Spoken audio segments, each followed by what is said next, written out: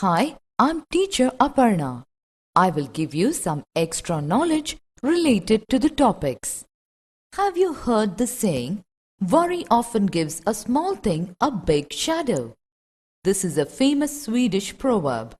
It implies that worrying over small details can make them seem worse.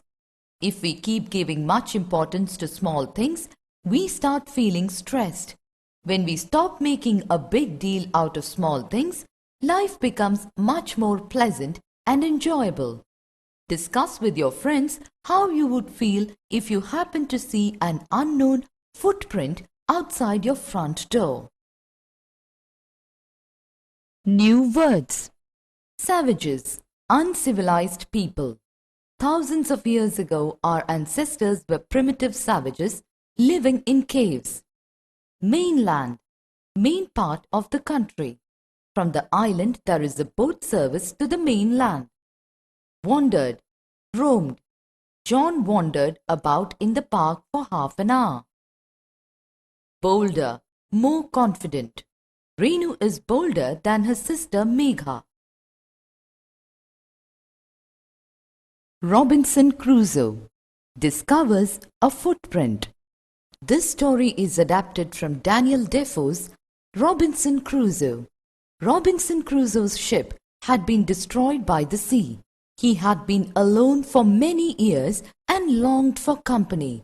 One day he discovered a footprint on the sand. Let us see what he did then. Robinson Crusoe discovers a footprint.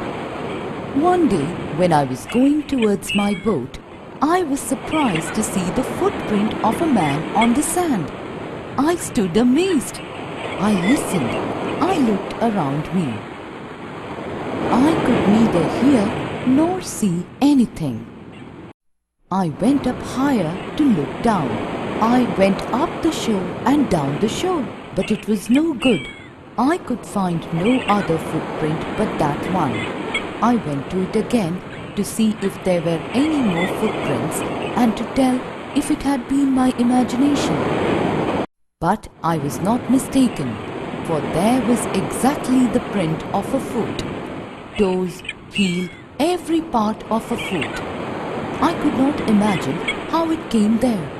I stayed a long time thinking, but became more and more confused. At last I returned home very frightened, looking behind me after every 2 or 3 steps, mistaking every bush and tree to be a man. When I came to my cave, which I called my castle, I ran inside it, as if I was being chased. I do not remember whether I used the ladder or went in by the hole in the rock, which I called the door. I ran for cover, faster than any animal could run. I did not sleep that night. The more I thought about what I had seen, the more afraid I became. I thought it could be one of the savages of the mainland, who had wandered out to the sea in a small boat.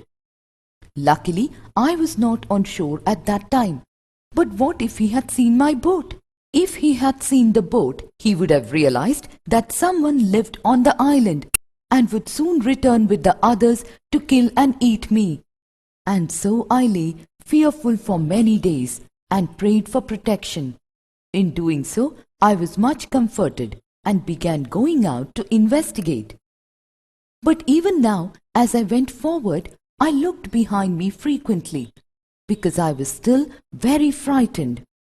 However, as I went about for 2 or 3 days and saw nothing, I became a little bolder.